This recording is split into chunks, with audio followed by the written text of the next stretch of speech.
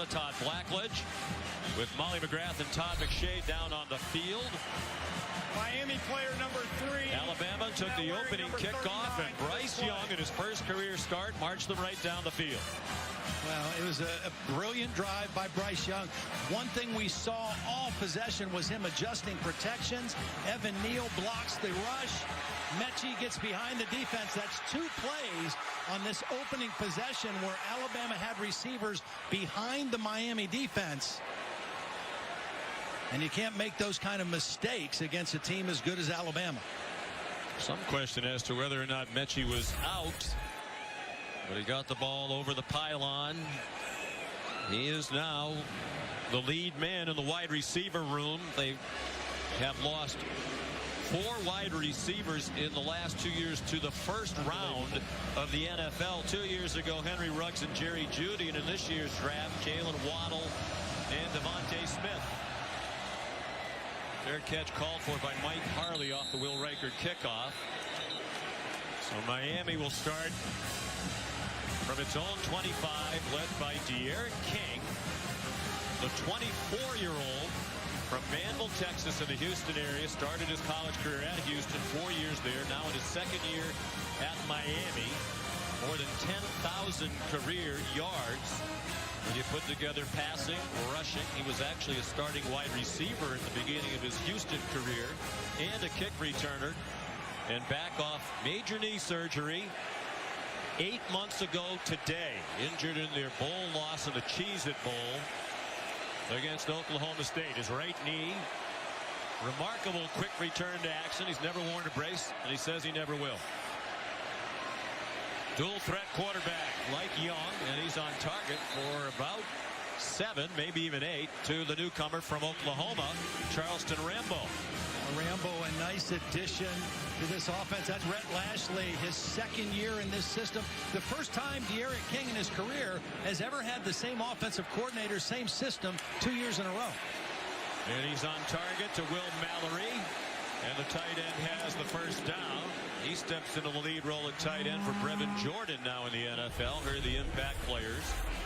Brought to you by Chick-fil-A. And Manny Diaz says Charleston Rambo gives them something they haven't had in recent years, a deep threat who can win one-on-one matchups. That's Cameron Harris ahead for about 5. And Todd Henry To'o, a great story for Alabama, transferred from Tennessee, arrived in June.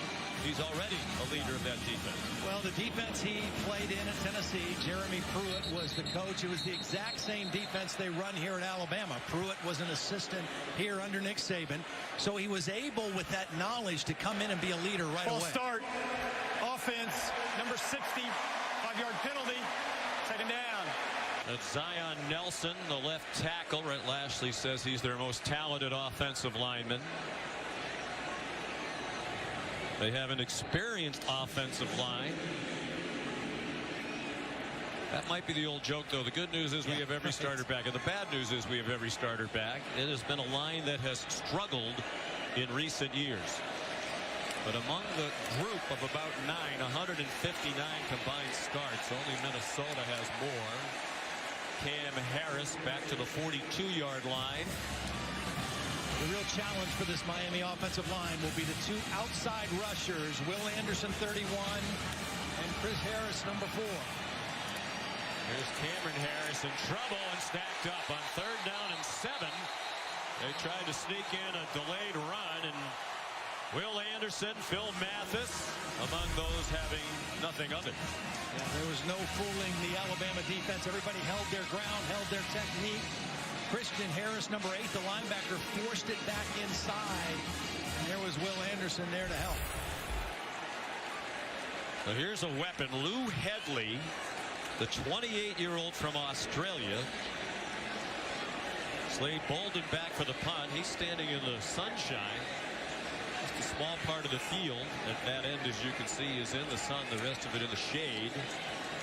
I wonder if that caused Jamison Williams a problem on the first possession picking up the ball.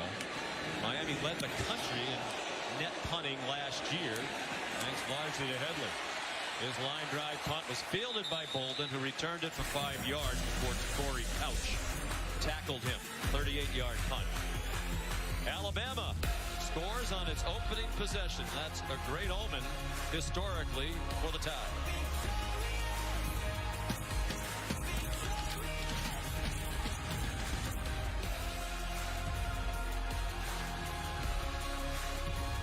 Do you ever wonder that there's more to this life than just mindless killing and bloodlust? Yeah. You do? Of course not! Right. You ready to rock? Yeah. Just kidding. I'm fine. I'm gonna work this thing. I'm not going to solve all of your problems. Screw this. I'll see you all in the car. And I'm picking the music. Oh, great. More Bob Seger. What We Do in the Shadows. All new Thursdays on FX. Now streaming FX on Hulu. Finally, another wide receiver in the house, my man. So, you ready to learn how the Heisman's do it? Can't wait. Once at 8, then again at 6. Hi. Did one of you gentlemen use Nissan at home to order 40 Pathfinder? System different than what he's been used to the last several years of just speaking into a headset to his quarterback. First and 10, 8.5 to go. First quarter, 7-0 Bama. Miami brought pressure. They flush Young, who throws on the run and has a first down. Jamison Williams the catch. And the elusiveness of Bryce Young on display on that play. I mean, Miami over the last couple of years has always been able to rush the passer from the edge, but you see the elusiveness, the quick feet of Bryce Young. He told us when we talked to him, he says, look, I am mobile, I do have good feet, but I want to stay in the pocket and be a passer for as long as I possibly can. But he knew that time when to get out and make a play outside. Jace McClellan steps in for Robinson and running back. He brings some speed. He got 3 to the 45 of Miami. You mentioned the running backs. Bill O'Brien told us that they've got 4 guys they feel very confident with. Of course, Brian Robinson, the starter, McClellan, the next guy in. And even though they lost 3 starters off that offensive line, they still think this is a really good group. Evan Neal, the left tackle, is going to be a first-round pick himself very soon. Play fake. Young dumps it out in the flat to McClellan, who got blasted by Tyreek Stevenson, a transfer from Georgia, Miami native, who came home to play for the Canes. And Manny Diaz told us that's a lot of what he brings, physicality. Tackle. Yep. Now, we've already seen from Bryce Young his knowledge of this offense, his ability to set protections, to direct traffic. He's got a real maturity about him for a young player. Best in the country on third down during their 13-0 national title season of a season ago. They picked up a key third down on their opening possession.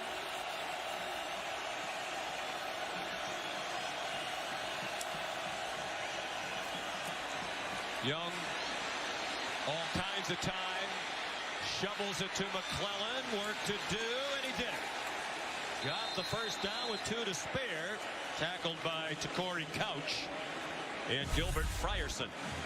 Well, first of all, it's only a 3-man rush, so he just moves to his right to see if he can open. 3-man rush means 8 guys dropping. There's not much room to throw the football, but he doesn't panic. Keeps his calm, flips it out to McClellan, kind of like a delayed option play almost.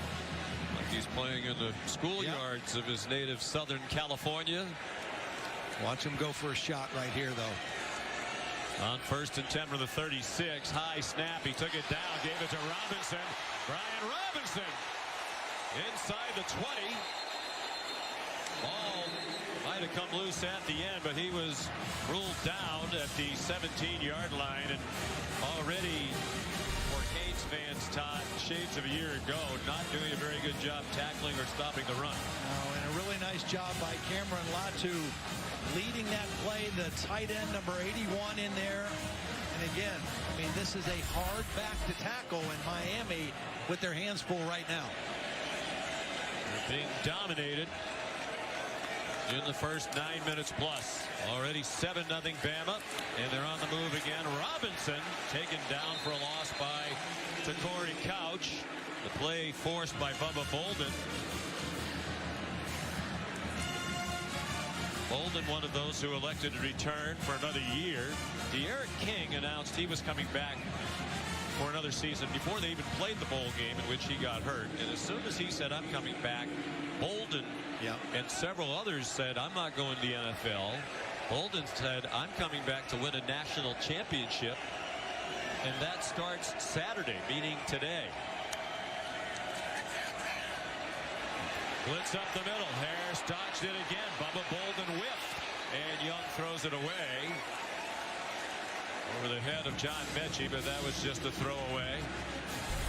Well, Bubba Bolden could have taken a big step forward for his team. He's coming on a safety blitz unblocked and just kind of whiffs. Now, part of that is just the nimble feet of Bryce Young. Still has to throw it away, but that loss of yardage play could have been huge for the Hurricane defense. Bryce Young's parents, Craig and Julie, part of the sellout crowd of more than 71,000. With the roof open, very comfortable day, temperature in the mid-80s and low humidity. 3rd down and 13 from the 20. Three-man rush again, zone defense. And Young steps up, fires back in the end zone, and it's broken up. Nice play by Bolden as Young tried to rifle one in to Slade Bolden, no relation to Bubba Bolden. Well, that's a good stop by the Miami defense, both on 2nd down and 3rd down. It was more than 10 yards needed. They went three-man rush, dropped 8, and just tried to keep all the receivers in front of them, plus an eye on the quarterback, and they forced the field goal attempt. A much-needed stop by the Hurricanes. Reichert had a perfect year last year, 14 for 14 in field goals. Made all 84 PATs. Dating back to the season before, he'd made 15 field goals in a row, and now 16.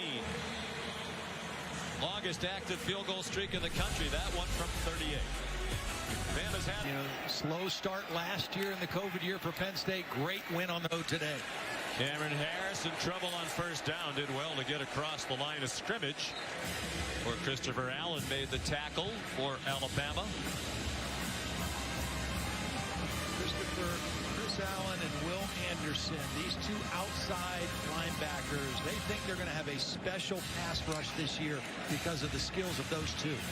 Harris ran into his own man, got bounced back as he collided with Navon Donaldson. Here's Molly McGrath.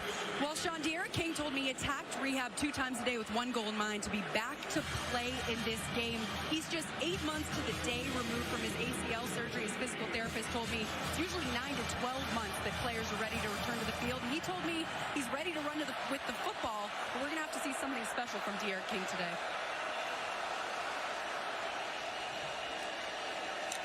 Five wide receivers. King over the middle. The slant connects to Keyshawn Smith, but he's down 2 yards short of the 1st down. Tackled by Jalen Armour Davis, a first-year starter, a special teams player the last couple of years. Standing in for the 1st-round pick, Patrick Surtain. It looks like Miami might be going for this. No, they can't do that. Way too early in the game for that. I mean, you've already had trouble stopping Alabama, right? Don't give them a short field. Well, use the weapon you have in Headley, right? And try to pin them back down inside their own 15-yard line. Watch Minnesota the other night. PJ Fleck go for it from his own 29 and turn the game, at least for a while. That net punting mark last year was the all-time FBS single-season record. Nearly 45 yards net. And that's an example of why. Open against each other. Mac Jones wins the starting quarterback job for New England on opening day, beating out Cam Newton, who was released by New England this week. 3rd possession for Bama. They've had a touchdown and a field goal. It's Brian Robinson stacked up after a 3-yard pickup. Well, if those are big shoes to fill, and they certainly are, Bryce Young didn't seem the least bit affected by it. Yeah, I loved his demeanor. I mean, he was a really interesting guy to talk to. He was very thoughtful, kind of soft-spoken. Reminded me personality-wise a little of Tua, but just like the 3 guys ahead of him and before him, just student of the game, has really embraced the work ethic and the ownership of the offense. Has room to take off running. Has the first down with about 2 to spare.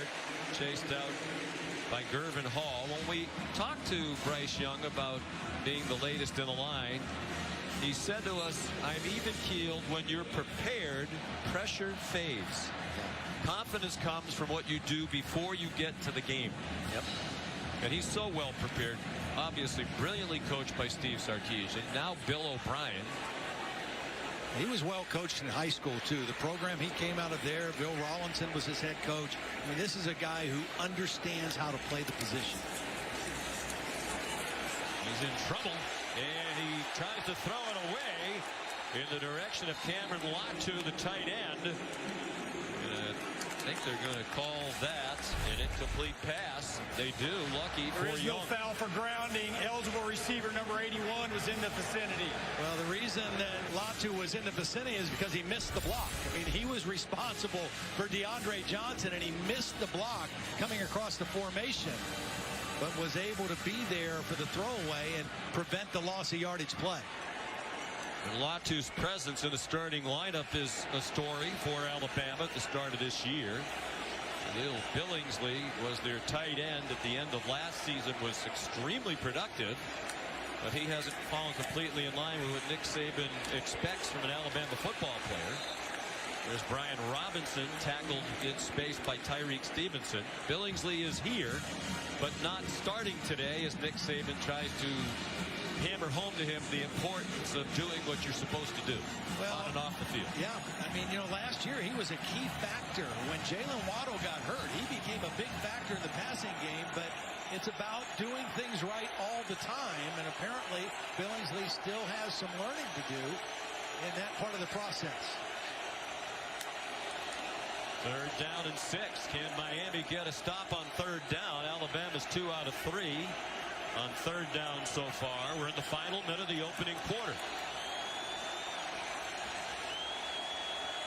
Miami fans trying to make it tough on Young. They flush him to the right. A bullet on the move and a first down to Jamison Williams. The Ohio State transfer. What a throw for a 9-yard gain. Perfect timing, and he had to do this on the run. Watch the pressure come and force him to his right. He still throws this on timing as Williams is coming out of his break for the first down. He's only 6 feet. Bryce Young, 194 pounds, but big arm, as you just saw, and you've already seen a couple of times here in this impressive opening quarter. He's 9 out of 13 for 103. Robinson crosses midfield, and here's a flag. Looked like Bradley Jennings came in with the helmet. Rod Snodgrass is the referee. This is a Big Ten officiating crew in a non-conference game. SEC. Leatherwood, you know, was an award winner, first-round draft pick. Now they move Neal over to the left side, and just like Todd said, I mean, he's going to be a top 4 or 5 draft pick himself, and he is really special. Listed at 6'7", 350. After the play fake, wide open, JoJo Earl. He's a freshman. That's his first career catch, and he took it inside the 20 for a 16-yard gain. Tackled by Gervin Hall, the one remaining starting safety now for Miami. Manny Diaz told us we have excellent starting safeties. Hall and Bolden, they're veterans, but true freshmen behind them. And it wasn't going all that well even with the veteran Bolden out there. Yeah, right now, Manny Diaz doesn't have any answers for Alabama's offense. Jamison Williams gets 9 more. Tyreek Stevenson made the tackle. Bill O'Brien said yesterday about Williams, Ohio State must be loaded at wide receiver if that guy couldn't really get regularly into action for the Buckeyes. Well, they are. He's right about that. But this guy has been a welcome addition to Alabama's receiver room. Play fake by Young, wide open, and it's a touchdown. Alabama picking right up where it left off last year when they hammered Ohio State for the national championship. Cameron Latu, the touchdown. What a nice drive. I mean, again, Manny Diaz doesn't have any answers. They can't stop the run. If they rush 3 and drop 8, they're not making the quarterback panic. He just buys time. He dumps it off if he has to. And when they do try to come after him, he hurts the man coverage with the right decision and an accurate throw. There's the first career catch for Latu. Redshirt junior from Salt Lake City, former linebacker. Bryce Young, 12 out of 17 for 137 and 2 touchdowns. Well, watch the move by Latu on linebacker Keontre Smith. Here's Latu right here. Here's the coverage. A little out and in, and watch him just leave the linebacker right outside, and a wide open target for Bryce Young. And if Nick Saban's trying to have a teaching moment for Jaleel Billingsley, I'm sure he's pleased about that development too. We have somebody else who can play and play well if you don't want to fall in line. Well, the execution level so far of the Alabama offense, that was one of the question marks, right? We knew they've recruited well. Nobody has recruited better than Alabama over the last several years. But how quickly Number 3 is now number 39 on the kick return at a high team. level.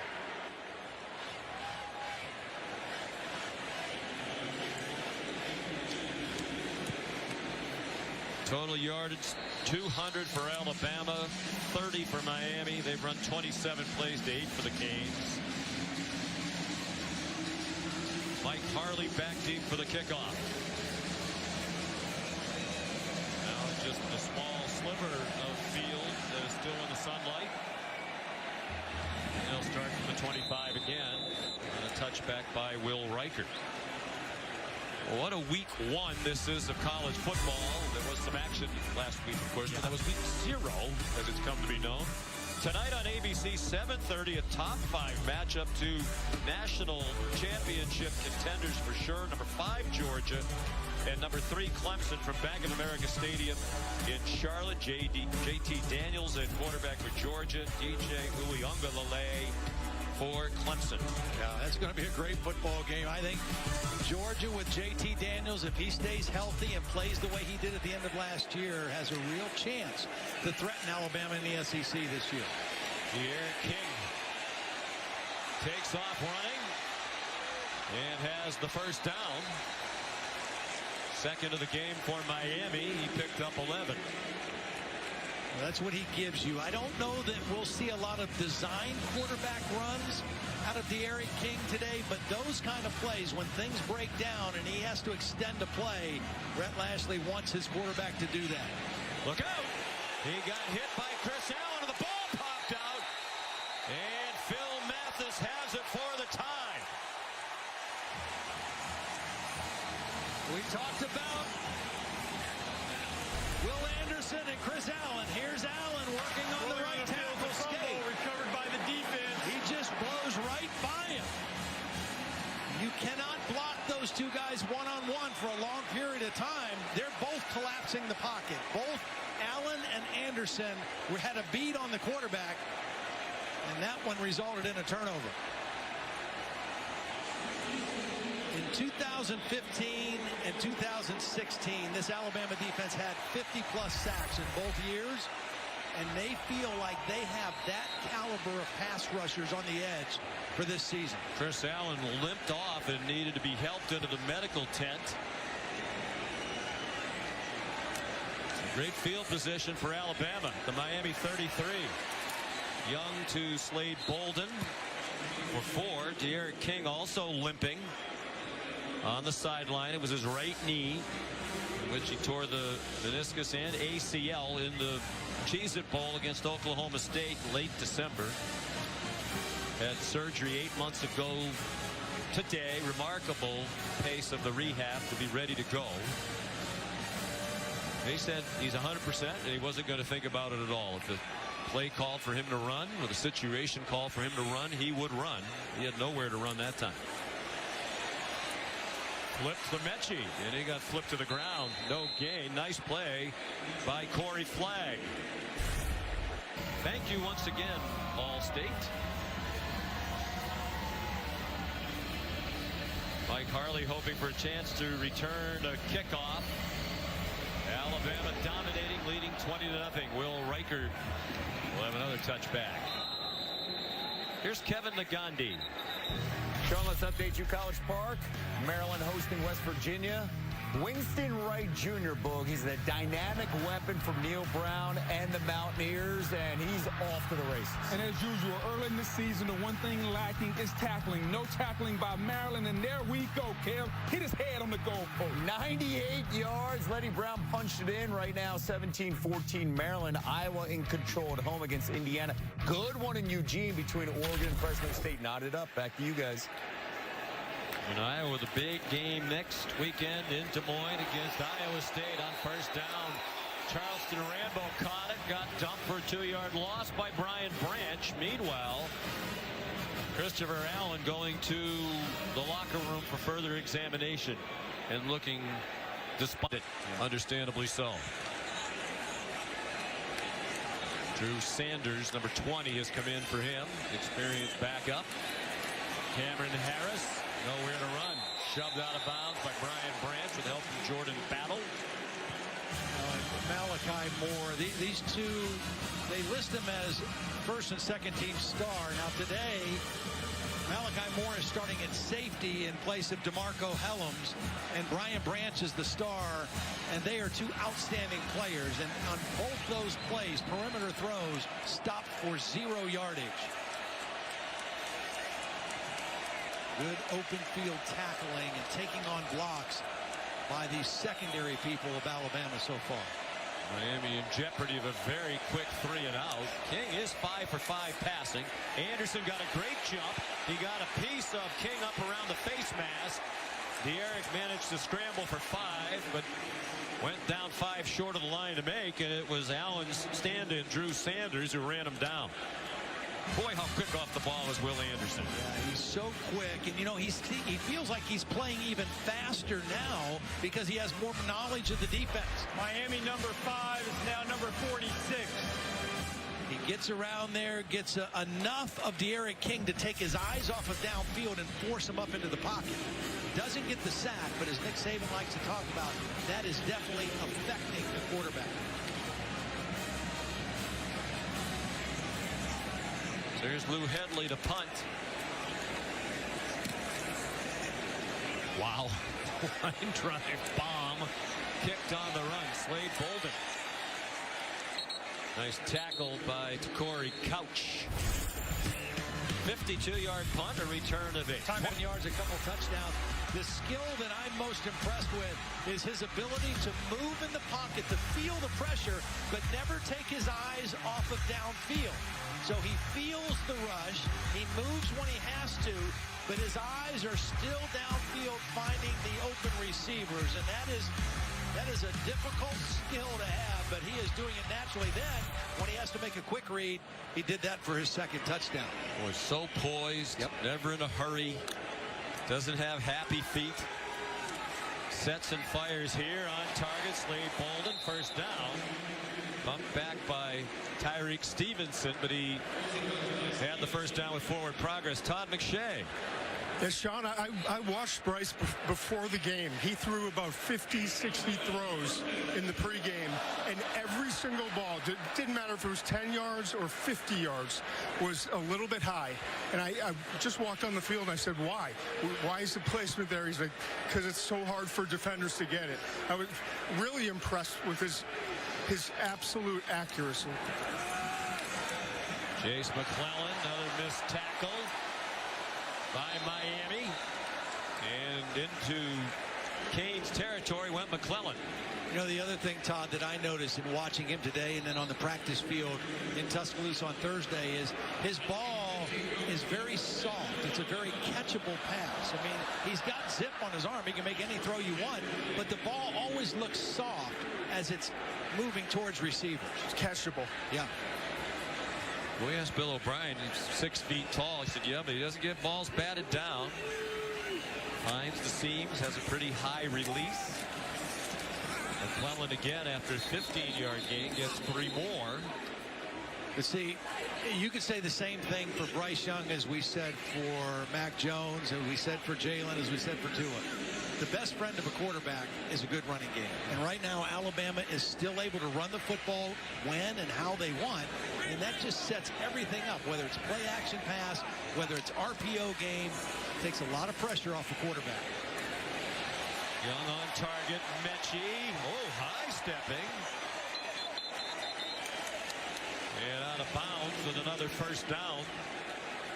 Mechie wasn't involved in a lot of their off-season. Had a couple of lower leg injuries. I'm not sure Nick Saban will like that. Watch the route, though. Watch just a little pause and then back inside working on a linebacker. That's a mismatch to begin with. The acceleration of Mechie. What a beautiful route. 18-yard gain. 5 catches already. He had 8 in their national title win against Ohio State in South Florida. Brian Robinson back in to the 25-yard line. Raymond Steed whiffed on tackle attempt. Robinson lost his helmet. Robinson will come off. And we're more than midway through the second quarter now. Lots of stars from yesteryear, and in the case of Devontae Smith, yesteryear was not long ago. Here today, it's obviously an off weekend in the NFL, with the season opening coming this week. Young throws it away in the general direction of Cameron Latu. And you could have quite a game if you lined up all the guys who are on the sideline. Oh my goodness. Be a good pickup game, right? Landon Dickerson, the center last year, wasn't able to play in the title game due to a knee injury. But we're told among those expected, Michael Irvin, Ray Lewis, Warren Sapp, Ebron James, Brevin Jordan, Jalen Phillips, Reggie Wayne. Here's 3rd down and 8. And that's just a partial list of Canes who are here and not enjoying it, certainly. 5-man rush. Young, first down. Latu, who didn't have a catch for his career, has 2 touchdowns.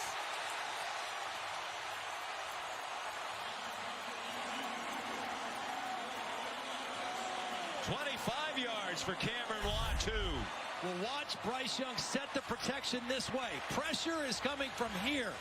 He calls turn protection. He gets the back over there. He steps a little bit to the right until he sees Latu open in the middle and gets him the football. Awareness, understanding, recognition, and then getting the football where he needs to on time. And one thing's for sure, if Miami does want to return to national prominence, they need to tackle better. The tackling has been dreadful here in this first half, this first quarter and a half. Trying to continue to impart a message to Jaleel Billingsley. Probably something along the lines of, we want you to be fully a part of this. But they have such a great culture there. You know, Nick told us yesterday the players really largely take care of the culture themselves. They keep each other in line. But you can't have one guy who's doing the same thing as everything else. There is a flag down on the kickoff. Alabama might have been offside. The Aflac trivia question. And it's a good one to start the year. Offside. Kicking team number 40. 5-yard penalty from the touchback spot. First down. De'Aaron King is 24 years old. We want to know how many starting quarterbacks this week, week 1 in the NFL, opening day starters, are younger than he is. And by the way, he's more than 4 years older than Bryce Young. Bryce Young just turned 20 in July. Donald Chaney in running back. Quick pop. Gets 6. The answer is 6. Including each of the last 3 starting quarterbacks at Alabama who've already gone on to the NFL. Jalen Hurts, Tua Tagovailoa, and Mac Jones. He's also older, as you saw, than Justin Herbert. And there are 5 24-year-olds. Zach Wilson, obviously, going to make his debut for the Jets. Trevor Lawrence for the Jags. He's the youngest. But also 24 are Sam Darnold, Lamar Jackson, Joe Burrow, Daniel Jones, and Kyler Murray. He's older than 6 and just slightly younger than 5 others. He's under duress again and swung down. It's Christian Harris, who Manny Diaz, the Miami coach, called the best linebacker in college football when we talked to Manny this week. Well, they brought both inside backers. Toa was first, and then Christian Harris second, and did a nice job of getting to the quarterback.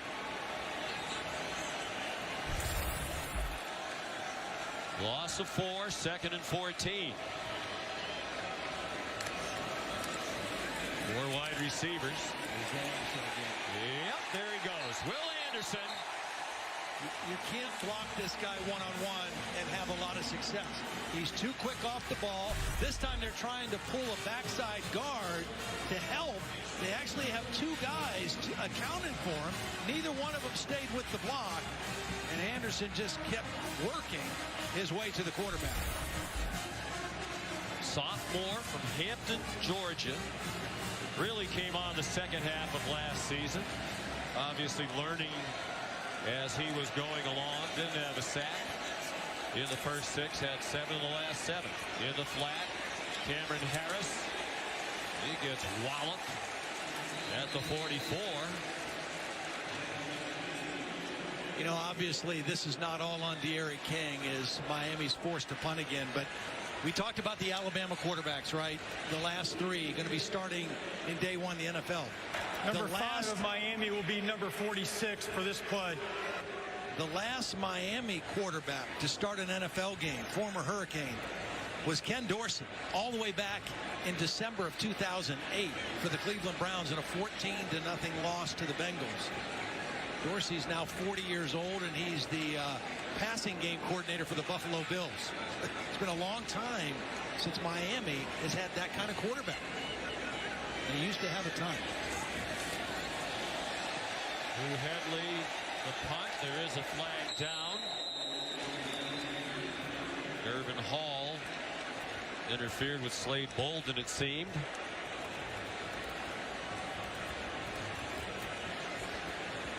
I'm not sure if he was blocked into Bolden by Jamison Williams, number 1, or not, but Miami was in position to really down the ball deep inside the 5-yard line.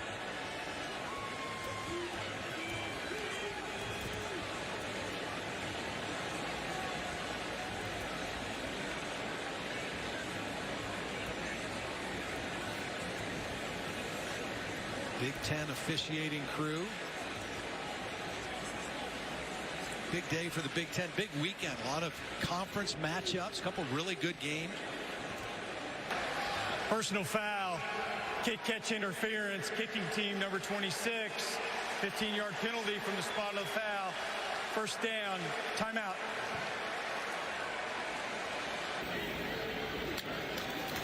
First and 10 Alabama, 4 minutes to go in the half. Big hole for Roydell Williams. He lost the ball. And I believe they're going to rule him down, and they do after an 8-yard gain.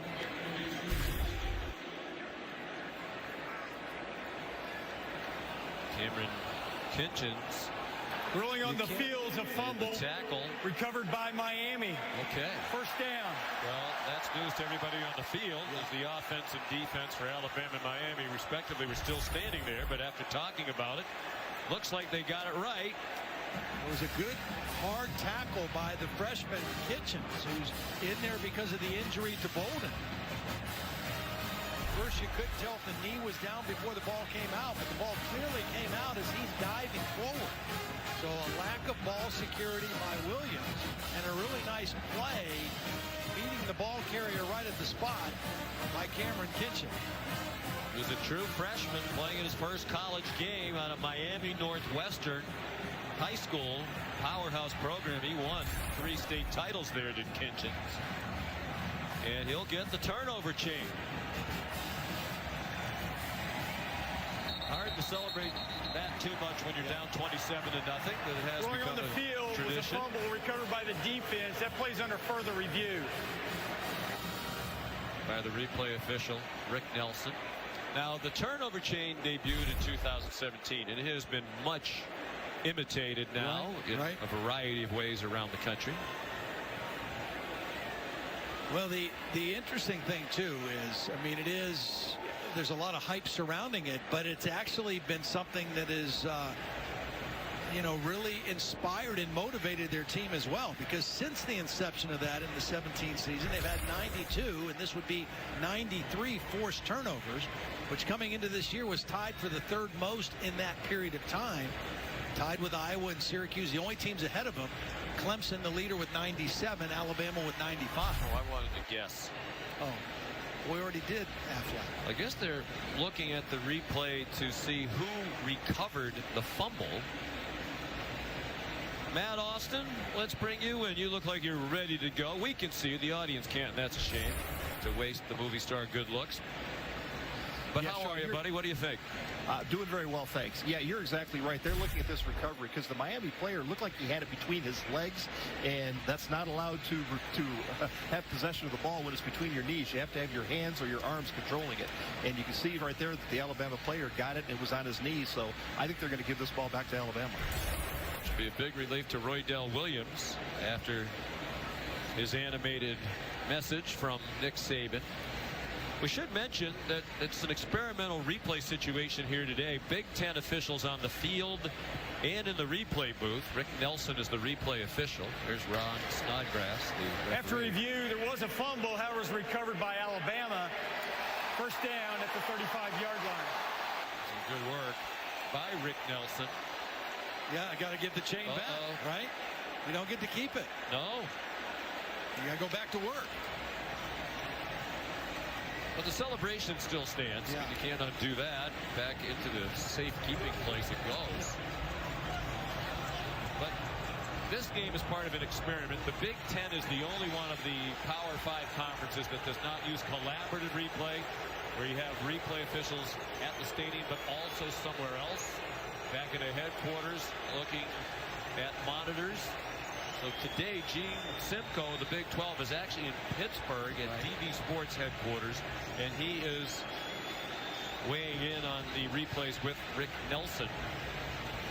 Now the officials want to continue to talk about this. So we don't know if it was Gene Simcoe back in Pittsburgh who suggested to Rick Nelson perhaps you take a better look at this. Ultimately, the decision maker is the replay official who's here at Mercedes-Benz Stadium.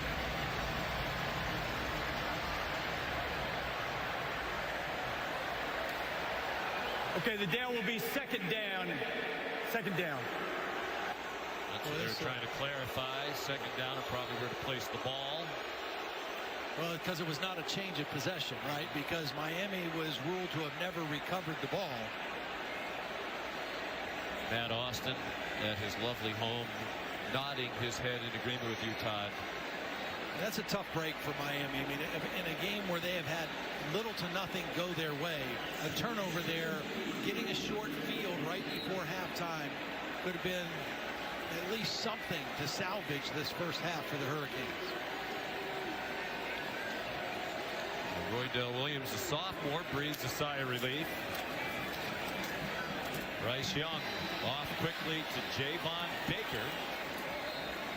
He gets taken out of bounds by Gervin Hall and Tyreek Stevenson. Here's Molly McGrath. Well, Roydell Williams might be breathing a sigh of relief, but his shoulder might be sore because Brian Robinson Jr. went up to him, punched him on the shoulder and said, "Come on, man, you can't do that. You have to be better than that." And B-Rob told me it's his job to hold these guys accountable. Everyone was trying to calm Williams down, saying it's okay, but not B-Rob. Roydell out of Hueytown, Alabama. Prolific high school career, rushed for just under 6,000 yards. Very highly recruited. Stayed at home in Alabama. Zach McLeod drives back Brian Robinson for a 2-yard loss. McLeod in his 6th year at Miami. A 5th-year senior year ago, got the extra year because of COVID. Everybody did. And he's made a transition from linebacker to defensive end. Yeah, and he's got a really good connection with Manny Diaz. When he came in as a linebacker, Manny Diaz was his position coach and defensive coordinator. He's been with him a long time, and he's really kind of thrived at that defensive end position. And that's been a position, a feature position on this Hurricane defense ever since Manny's been back in town. Bryce Young over the middle and dropped by Trayshawn Holden. Trayshawn Holden, another young player trying to earn his stripes and some reps, and they just watch. All he's going to do is try to run before he secures the catch. He turns his eyes upfield. He's thinking about the run after the catch, and he just doesn't make a clean catch. That would have been his first career catch. He's a sophomore from Kissimmee, Florida. Alabama has recruited the state of Florida so well under Nick Saban, particularly wideouts. Got 3 young ones on the roster right now. There's Jerry Jeudy. Miami shows blitz, rushes 5 young throws behind Cameron Latu. There's tight coverage by Amari Carter. Tomorrow on ABC from Doak Campbell Stadium in Tallahassee, number 9 Notre Dame and Florida State. The Irish winners of 32 in a row against unranked opponents. That's the school record. And then back here at Mercedes-Benz Stadium Monday night to cap off this Labor Day weekend, 8 p.m. on ESPN. Louisville and Ole Miss, the first meeting ever in football between those two schools. And the Rebels will be without Coach Lane Kiffin, who tested positive for COVID. He is vaccinated. As of this morning, when he appeared on game day, no interim coach mentioned. He said the responsibilities will be largely spread out among the staff. James Burnup's first punt for Alabama goes out of bounds at the 20, and here's Kevin. Sean, we got a new season and a new studio coming up on the State Farm Halftime Report. Penn State's defense survives on the road. Oklahoma survives at home against Tulane. Plenty of highlights, plus Booger McFarland will break down the keys with the quarterbacks in tonight's big showdown between Georgia and Clemson. We'll see you at the half. And we look forward to that, Kevin. Thank you. Minute 57, 3 timeouts for Miami. Trying to get on the board before the half. They deferred the opening kickoffs. They'll get the ball to start. They need some momentum. I mean, they got to put a drive together that hopefully can finish with some points. You've got an experienced quarterback. You got 3 timeouts. I mean, this is a critical drive for De'Aaron King and the Miami Hurricanes. Charleston Rambo to catch. Gave him the first down. Cameron Harris gets 2. We talked about Rhett Lashley, the offensive coordinator. This is not his first go-round against Alabama. He was offensive coordinator at Auburn for 4 years. Good throw and catch. Keyshawn Smith down near another first down. Jalen Armour-Davis made the tackle. He stayed in bounds, didn't get the first down, about 2 yards short. Rhett Lashley's a young coach still, 38 years old. Seems like he's been around forever. Cameron Harris again. He's been the offensive coordinator at Samford, Arkansas State, Auburn, UConn, SMU, and now in his second year here at Miami. They thought they were going to slip a run in for the first down there. He doesn't want to waste a timeout, but they're taking a lot of time. I know you got 3, but again, this is a critical drive to score points, and you were letting time run off the clock too freely right now. They have to go for it, you'd think, on 4th down. If they don't get it, that's a moot point. They do get it, and Cameron Harris upended in the open field by Josh Jobe, a returning starter at cornerback, preseason first team All-SEC this year. Another Florida kid out of Miami that Nick Saban recruited. And whistle stopped the play for a false start against the Hurricanes. A little sloppy operation right now. You know, I mean, the clock stops temporarily to move the chains for a first down. You still don't have to use a timeout, but then they get the false start, and they move themselves back 5 yards. You mentioned Rhett Lashley at Auburn. False start. Offense.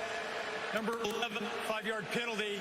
First down. The penalty includes the option for a 10-second runoff. Miami has chosen to take a timeout. Their first of the half. Lots of great action tonight, tomorrow, and Monday. As this week 1 of college football will conclude on Labor Day night right here in this building with Louisville and Ole Miss. Well, we mentioned no Lane Kiffin. The good thing for Ole Miss is Matt Corral, his quarterback, is back, and he's a heck of a player. Knows that offense, knows what they're doing, and You know, Sean, I was mentioning Rhett Lashley going against Alabama's defense, Nick Saban, for 4 years when he was at Auburn. 2013 and 14, they won in 13. They lost a shootout in 14. He had a quarterback similar to De'Aaron King and Nick Marshall. However, the next 2 years, 15 and 16, he did not have that kind of quarterback, and they had the kind of offensive output that, unfortunately, he's suffering today. 82 yards of total offense in the first half so far against Alabama. De'Aaron King throws it away. There's no question. King's a very talented guy. You talked about the lack of quality quarterbacks in their program in recent years. He's an excellent quarterback.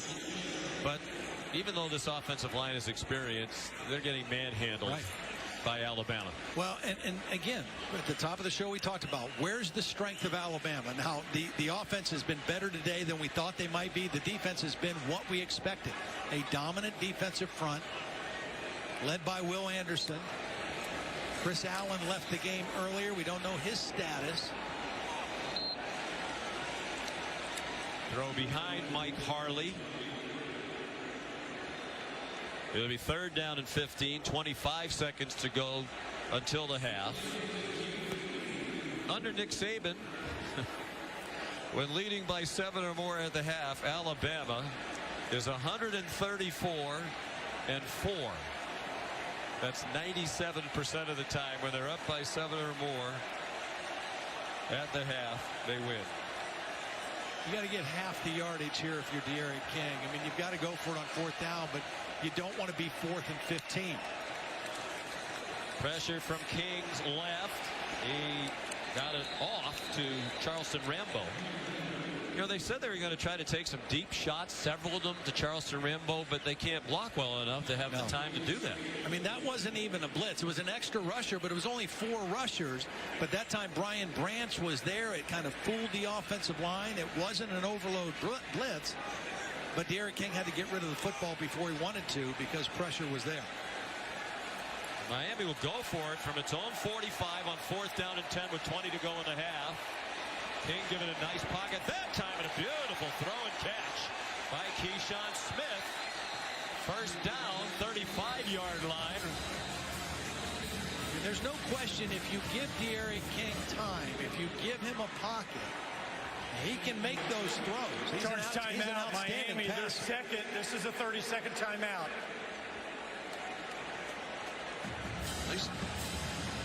They'd like to have something positive to happen to get some points.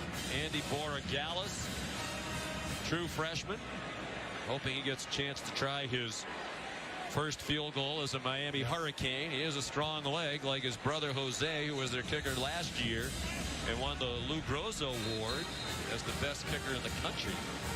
He had an excellent training camp with the Tampa Bay Buccaneers. Jose was kicking for somebody in the NFL. Right now you wonder who can step up and make a play for Miami. Is it going to be Rambo? Is it going to be Mallory, who only has 1 catch? I mean, coming into the ballgame, we thought Will Mallory, who's right here, would be a matchup issue in favor of Miami. They've not been able to get him the football. He has 1 catch for 7 yards. King, plenty of time, lofts it up, going deep for Rambo, and a flag flies as he got tangled up with Daniel Wright. Well, their coaches told us they'd like to take several deep shots with Rambo. They finally launched 1 deep. It's the right matchup, too. You see, Daniel Wright is a backup safety who's in the game because they're in dime defense. 6 defensive backs. Pass interference, defense, number 3, 15-yard penalty, automatic 1st down. Right down to the ground. Yeah, I think Rambo's the only guy that made contact on that play, not Daniel Wright. It was a good matchup going Rambo against the safety. I think that's a poor call that went against Daniel Wright right there. And the Bama fans agree with you. And there are more Alabama fans here. This is only about a 3-hour drive from the campus in Tuscaloosa. Now, the big difference, though, if that's the NFL, that ball's inside the 5-yard line, a chance to go for a touchdown. Now, there's only 5 seconds. And they're going to run another play. Maybe just try to get in the middle of the field for Borregales. Yes. Not enough time to really feel confident you could throw one toward the end zone and have enough time for another play. Now you have to try to get points here. You get the ball to start the third quarter. You're just looking for little tiny victories right now if you're Manny Diaz and the Miami Hurricanes. So here's Andy Borregales stepping in for his brother Jose. They're very close. And Molly McGrath talked to the Borregaleses during the week. And Jose texted Andy to remind them of their shared pre-kick routine. Get comfortable, find an aiming point. Left knee, lean shoulders back, ready to go. Checkpoint accomplished, kick good. The Borregale have been kind to Manny Diaz. It's the end of the first half. 37-yard field goal. And a little consolation to take into the locker room for the Canes.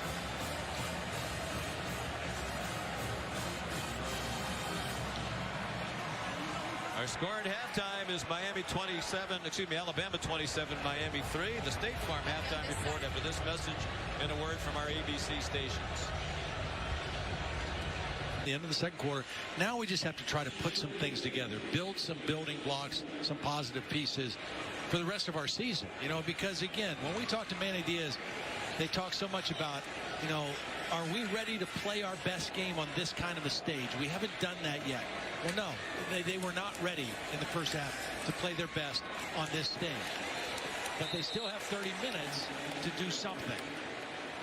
Christian Harris, the tackle to dump Mike Harley for a loss. De'Aaron King is now 12 out of 13 passing, but for just 76 yards.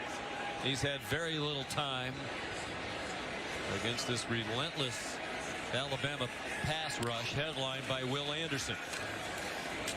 29 yards rushing, just puts everything on the quarterback. There's Mallory with just his second catch of the ball game.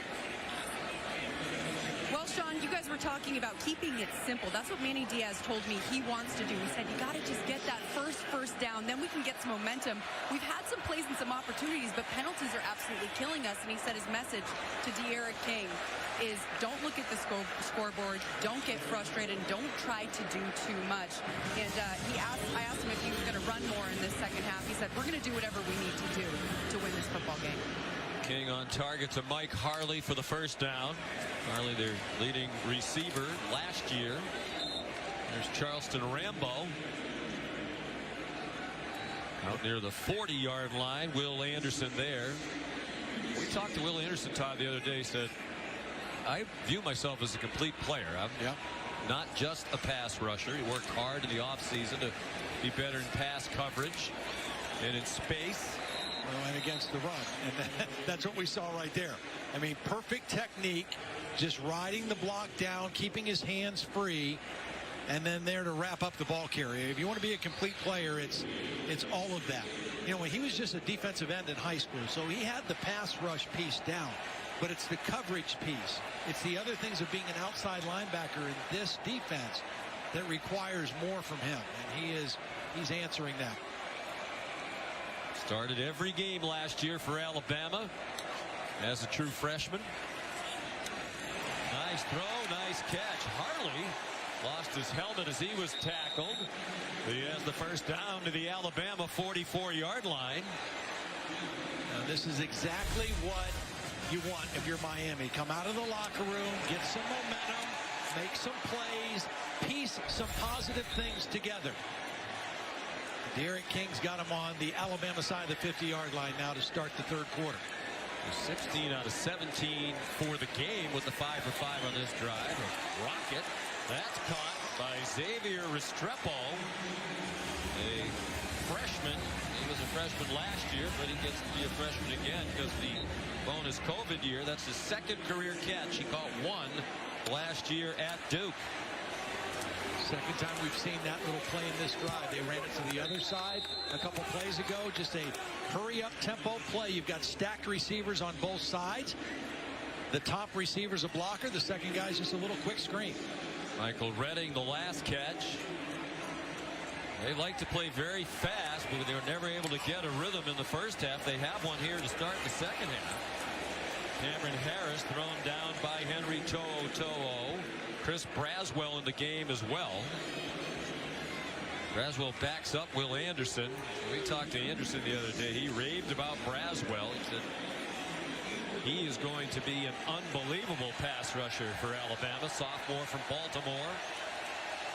Well, he's in there now, and the only negative thing of Alabama in this game right now is the status of Chris Allen, who went out early in the ball game, has not returned. You wonder what his status is. 3rd down and 5. Cam Harris has the first down and much more inside the 10.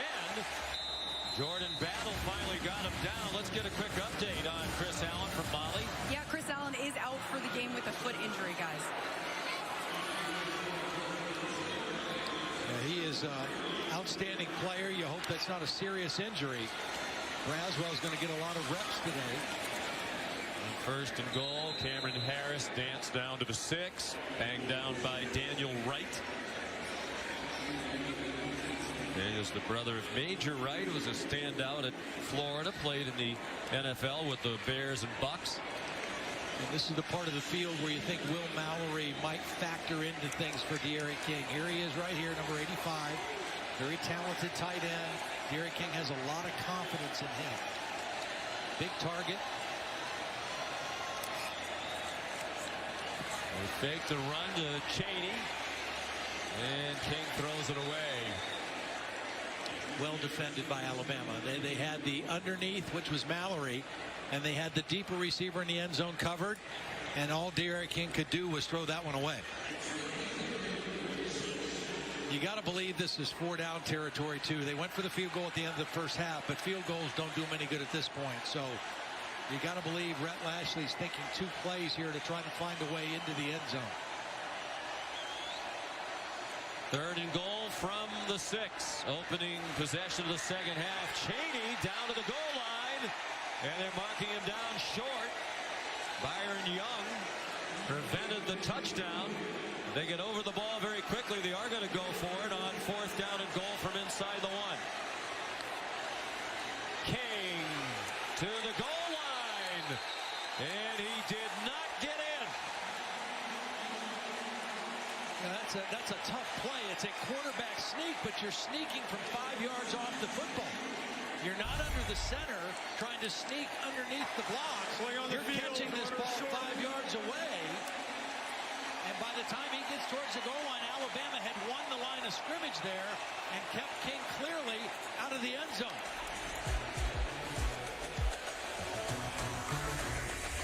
And that was the first guy in the backfield pulling De'Aaron King back. Aggressive pylon cam gives us a great shot at that goal line. De'Aaron King does not get the ball to the goal line. Tremendous goal line stand by the Crimson Tide on a hurry-up play. They got lined up and still got the stop. Alabama offense on the field for the first time in the second half. Ryan Robinson out of the end zone. Gets the breathing room across the 5. Good leg tackle by Corey Couch. Yeah, that was a really good tackle because Robinson had some space. If he doesn't get him on the ground, it's a first down easily for Alabama and breathing room for Bryce Young. As it is, that tackle brings up a 2nd down play. Couch emerged late last year as a freshman. Manny Diaz said in the end here he was our best corner. Play fake to Robinson. Young in the end zone, in trouble, and throws it away. And will that be grounding in the end zone? The officials are talking about it. Quarterback was outside the pocket.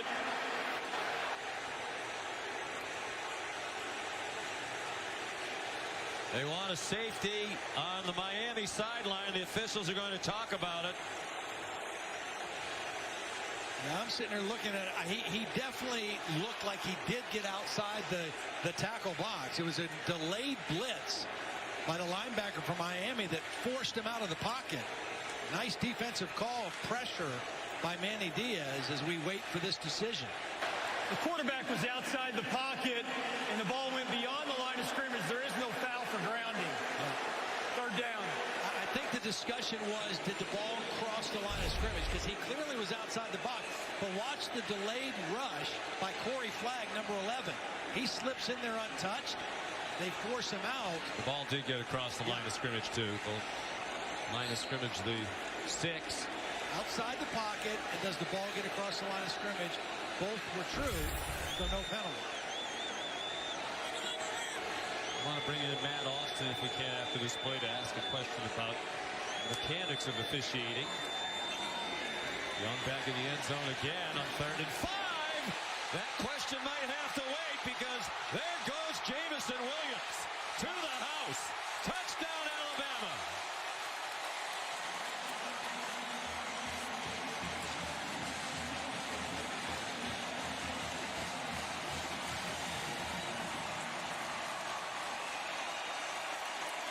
Manny Diaz screaming at the referee, Ron Snodgrass, but the replays seem to confirm that the officials got the play right on the previous play before this touchdown. Well, just great separation on DJ Ivey.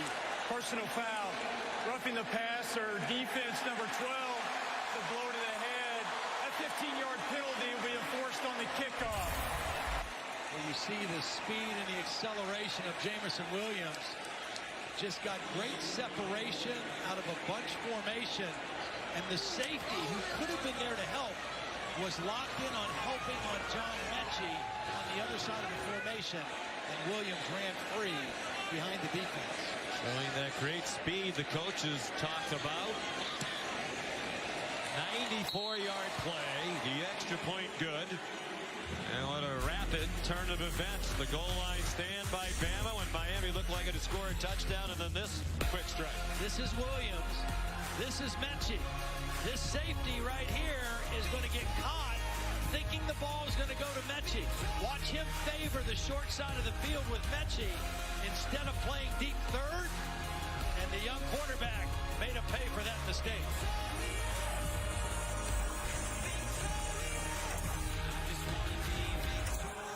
Over the years, Mercedes-Benz has patented thousands of safety innovations, crash-tested so many cars. COVID precautions, and the seating area is not required to wear masks with the roof open. Sean, just think about what just happened. Right, Miami gets the ball to start the third quarter. They have a great drive. They come up short on second, on third down. They go for it on fourth. They get stuffed. Now they've got them stopped, 3rd and 5, and they give up a long touchdown pass. What a turnaround in a short amount of time that stole any momentum Miami had and gave it right back to Alabama. Kickoff from the 50 because of the roughing the passer penalty on the 4th touchdown of the day thrown by Bryce Young. So he is the record setter all by himself now. The Alabama record for quarterback touchdown passes in a debut, 4 by Bryce Young. Not shattering. I guess it is sort of shattering the previous record set by Joe Namath and Mac Jones. A lot of football left. 9.5 to go, third quarter. On the run, King, and it's dropped by Xavier Restrepo. If you're going to get hit hard, you might as well catch it. Brian Branch was there for Alabama. The reason he was open is because D'Eriq King showed run. He was making that look like a quarterback sweep, which is a play that Miami runs with D'Eriq King. And then he loaded up to throw the football at the last minute. Out, injured defensive player. That's a ball that Restrepo needs to come down with. Looks like Brian Branch is cramping. It'll give us a chance to remind you what's coming up next. Probably one of the great first weekend, week 1 games in the history of college football. Number 5, Georgia. Number 3, Clemson. From Charlotte. First meeting between those two since they split a home-and-home series back in 2013 and 2014. That's a neutral site. Athens about 194 miles away. Clemson 135 miles from Charlotte. You know, it's pretty clear. It's been clear the last few years in college football that there are 3 teams that kind of have been a little bit above everybody. Alabama and Clemson, 2 of them. Ohio State, a 3rd one. Oklahoma is kind of right there, knocking at the door, and I think Georgia is the next one close to that. Take a look at the last 5 seasons, what those 4 teams have done, both in the wins, the college football playoff appearances, the national championships, and the fact that in all of those seasons, the most games they ever lost was 2. So there are no bad years, even though a 2-loss season in Alabama might be looked at as a really bad year. Georgia's the one who seems to be kind of poised to join that group, and they just can't quite get there. They're exceedingly close. Maybe this is the year. Throw into traffic. Batted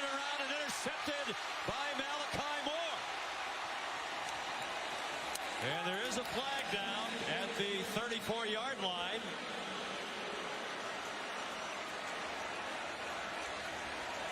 Well, it was thrown into traffic. It was a big hit by To'o To'o. And that might be a targeting call on To'o To'o. The ball was out before Henry got there with the contact. Well, I also think Michael Redding was being held before the ball got there. Yep.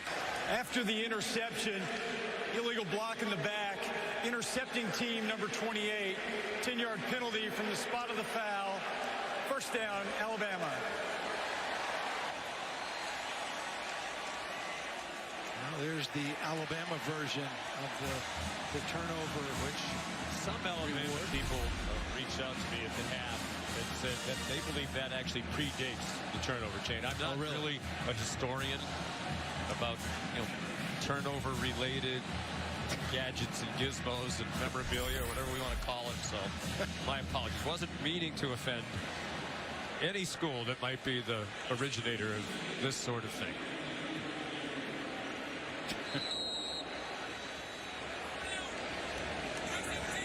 Do I have to read card 99?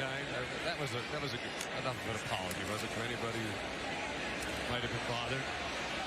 There's Javon Baker. I do want to go back to the sequence that you talked about when Miami didn't score, and then they thought there was a safety. The officials talked about it, and they never did rule it a safety. They, from the very beginning, said it's an incomplete pass, but Manny Diaz lost his mind and was screaming at Ron Snodgrass after the long touchdown by Alabama, basically saying that's on you.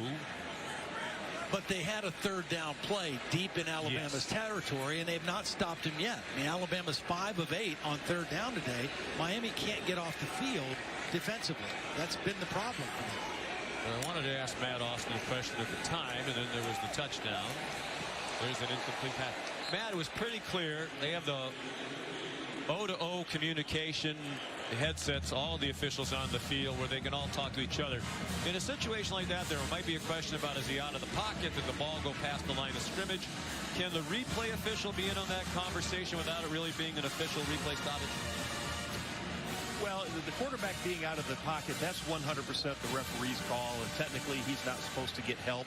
Let's face it, if he's looking at something else and he needs help, hey, was he outside the pocket? I'm sure they've gotten help in the past. As far as the ball crossing the line of scrimmage, normally the line of scrimmage officials will handle that 100%. But again, anytime a ball crossing the line of scrimmage, that's reviewable, and certainly the communicator up in the booth will just call down, yes, the ball crossed the line of scrimmage. We don't need to have an official replay. All right, Matt, thank you. Mike Conlon is the communicator from the replay booth today. Trey Sanders, now one of 4 running backs who's carried the ball. All 4 they anticipated playing have had a carry. Gervin Hall made the stop, and Alabama continues on the move. 1st and 10 at the Miami 29, leading 34-3. Here comes Jaleel Billingsley for the first time in the game. And Cameron Latu has had 2 touchdown receptions today. The first 2 catches of his career. Comes off the field.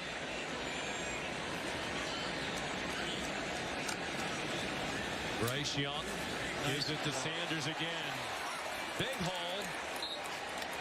And very near a first down. Well, this is a remade offensive line, but looking a lot like the line that won the Joe Moore Award as the best in the country last year. Well, look at what Billingsley gets to do on the first play. He's in the ball game. You're the lead blocker, son. Get up in there, hit the linebacker, secure it for your running back. Did his job very nicely there. Certainly looks the part. 6'4", 230 tight end, junior from Chicago. Their first player from Illinois since the late 90s. Came up just short of the first down. Sanders again. Trey Sanders again. Touchdown again. 20 yards. And it's 40-3 with the extra point upcoming. Great combination block. Watch the right tackle, Chris Owens, and the tight end, who's really a tackle, Kendall Randolph, 85. They just kind of combo there, seal the edge. He's got an escort of a wide receiver if he needs him. Didn't need him. The tight end and the tackle on the right side just... Most recent Alabama touchdown. That's Doug Marrone, the new offensive line coach, on the left. Of course, the last 4.5 seasons, he was the head coach of the Jacksonville Jaguars, but made his name in coaching as an offensive line coach, college and the NFL. And what a great guy to have working with a new offensive line. How about the fact that you have 3 former NFL head coaches on the same college staff? It's unbelievable. At Alabama. We have asked a lot of research people. Nobody can confirm if this is the first time that's happened, but you have to think it is. Of course, Nick Saban, 2 years as head coach of the Miami Dolphins. Bill O'Brien just arrived after 7 years with the Houston Texans. And Doug Marrone, former Syracuse head coach, also the head coach of the Buffalo Bills and the Jacksonville Jaguars. And that's unbelievable. Bill O'Brien and Doug Marrone are the best of friends and have been for a long time. They got to know each other here in Atlanta in the late 90s when they worked together as assistants on the Georgia Tech staff led by George O'Leary, Charleston Rambo, who runs out of bounds.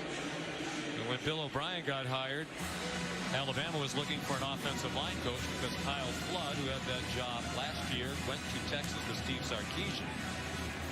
Here's Donald Chaney, looks to have the first down.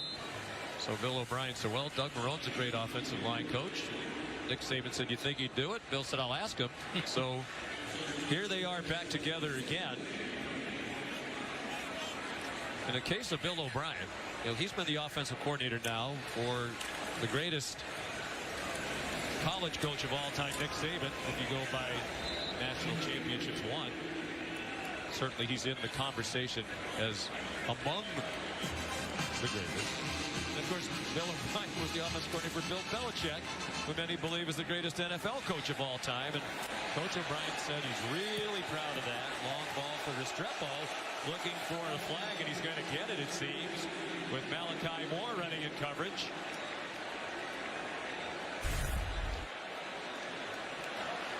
Pass interference, defense, number 13, 15-yard penalty, automatic first down. See, unlike the one we had earlier in the first half that we thought was a bad call, that was a good call because Moore did actually reach out, initiate the contact, and did enough to impede the receiver from a path to the ball. And that's the key. For the rule to be in effect, he has to impede the receiver, and that's what he did.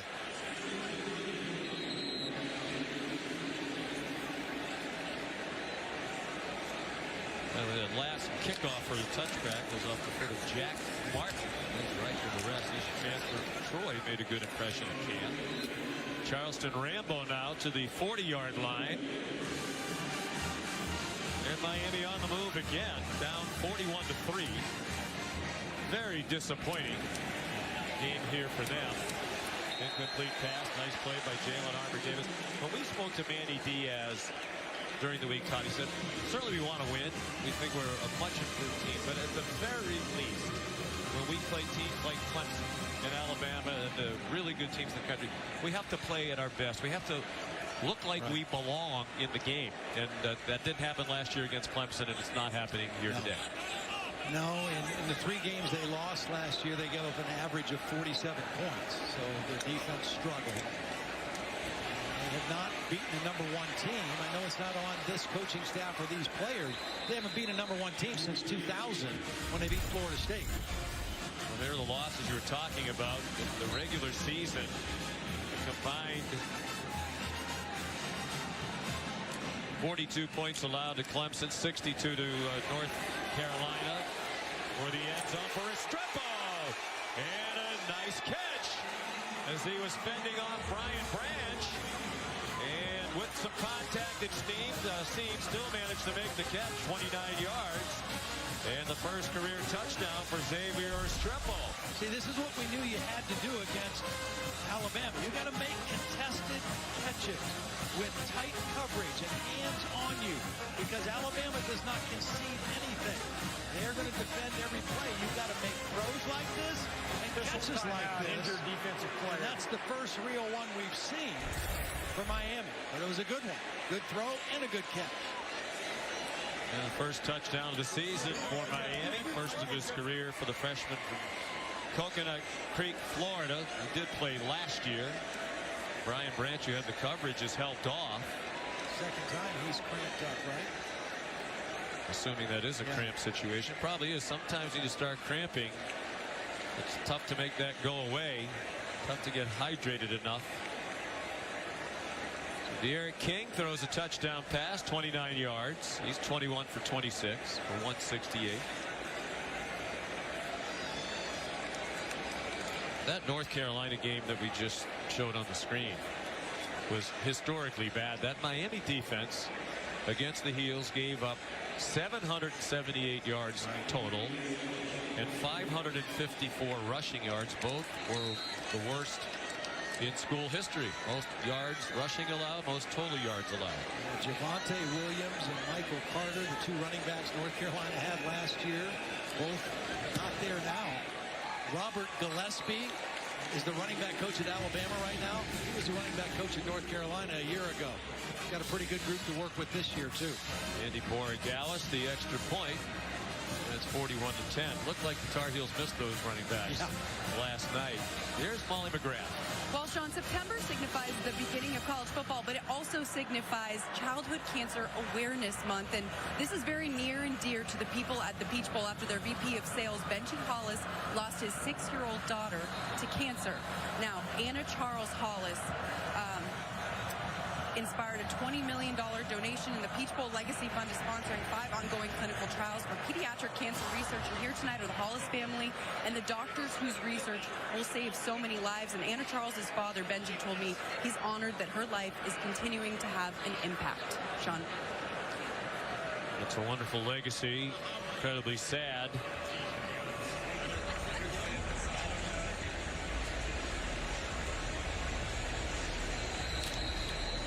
Good people at the Chick-fil-A Peach Bowl, involved in a lot of charitable initiatives.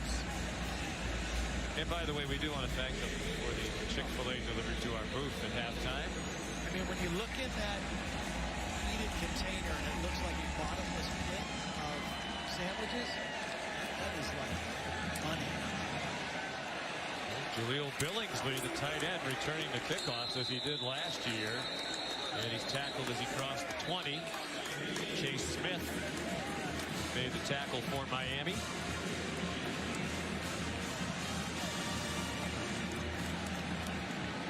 Actually, it's Michael Parrott. They have 2 41s. When we are the czars of college football, duplicate numbers will go around. You don't have more than 100 players out there. You're 99 possibilities. Let's just give everybody their own number.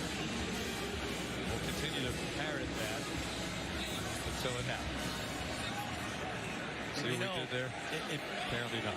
If a guy got a jersey with a triple-digit number on it, he would be in the transfer portal pretty quickly. John Mechie knocked out of bounds after a gain of about 3. Bryce Young, not only the record, Todd, for touchdown passes in a debut, but also the record for most yards passing in a debut as Alabama quarterback, up to 304 now, with 4 touchdowns, no interceptions, 22 out of 32 passing. You know, we talked about Bill O'Brien taking the place of Steve Sarkisian. We talked about Doug Marrone. There's 4 different offensive coaches on this Alabama staff this year. A bunch of new analysts. Sark took some guys with him when he went to Texas.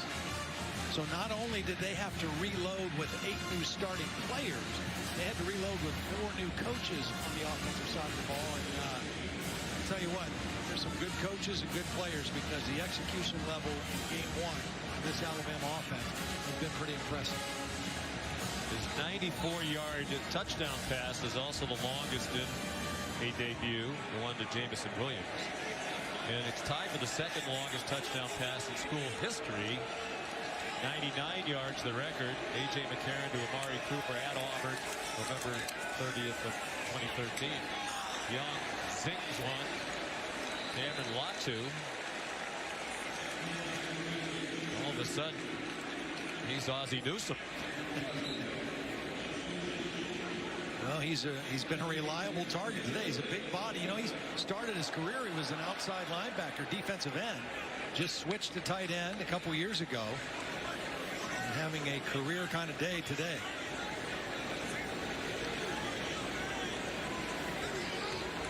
first career catch that didn't go for a touchdown.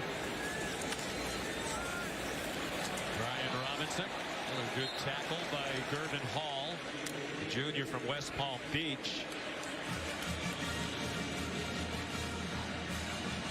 He had a great camp, according to Manny Diaz. Of course, remember Bubba Bolden, one of their real outstanding players, has been out of the ball game since early with the targeting foul that resulted in him being disqualified. He missed his presence for sure. Gervin were veteran safeties. There's Bubba Bolden on street play.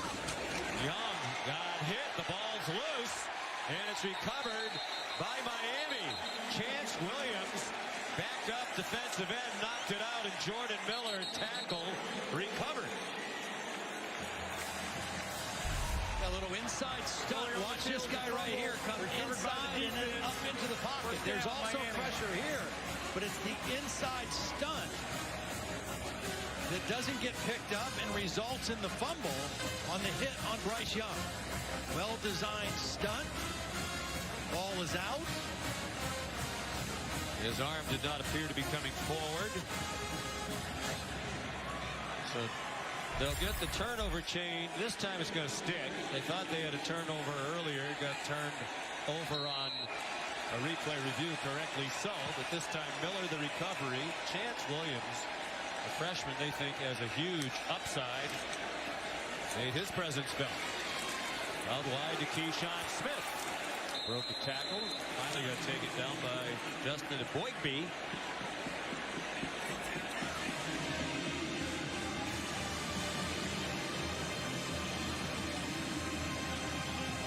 Smith is competing his freshman year, true freshman last year. Had 2 catches all season. Even a factor today. Donald Chaney just shy of the first down.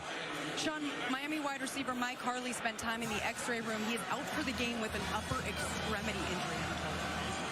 So that doesn't hinder him going forward, as he's a key part of their team. Chaney looked like he got just enough for the first down. He did. Well, that explains why we're seeing Restrepo so much, too. He was the backup at that slot position to Harley. Getting a lot of action here now. Has the touchdown. Miami's only touchdown was his reception.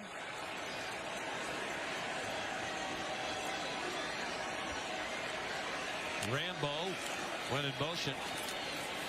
King spun away from him. They set up a little screen to Donald Chaney. He's out of bounds just shy of 10. And then got walloped by Henry To'oTo'o. And it was To'oTo'o who came away from it worse off, grabbing at his right wrist. Officials timeout, injured offensive player.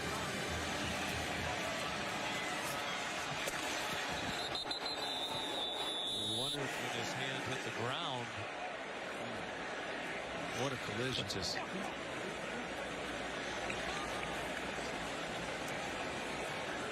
he hits the ground, right arm crumples. Or if that could be a shoulder situation. Henry To'oTo'o transferred from Tennessee. He did not arrive until June.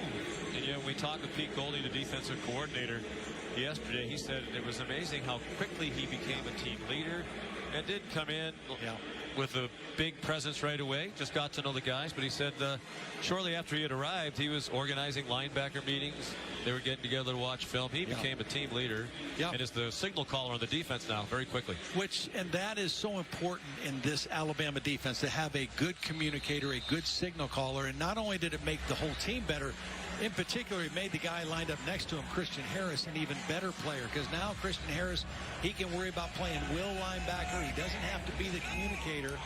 Henry To'oTo'o has taken that role on and has done a great job with it. Again, he played at Tennessee in the exact same defense when Jeremy Pruitt was the head coach there.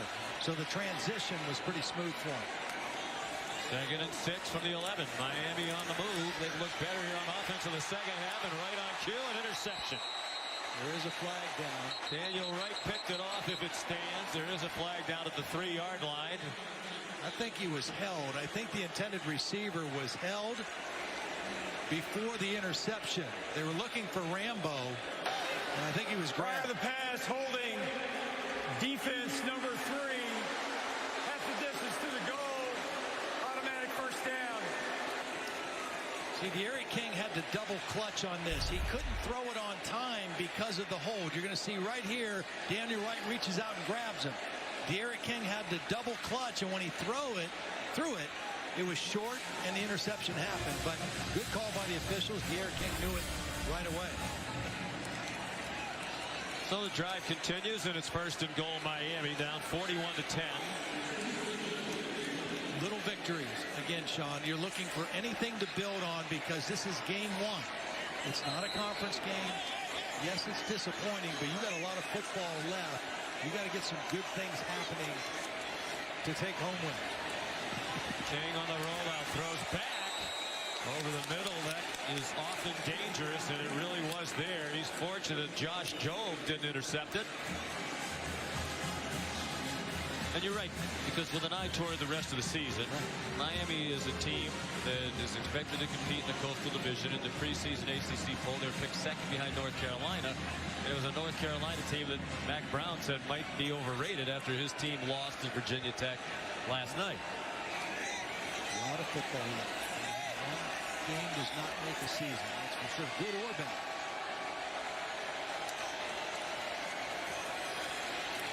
They try to slam Chaney up the middle on 2nd and goal. That didn't fool anybody.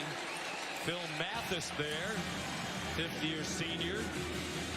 Right now you're seeing the pride in this veteran Alabama defense. There are no backups on the field other than Drew Sanders, who's in for Chris Allen. This is the first team Alabama defense saying we do not want to give up any more points.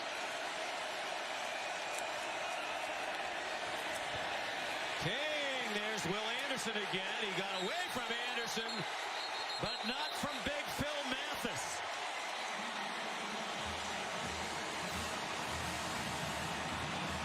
Anderson again. He's so disruptive.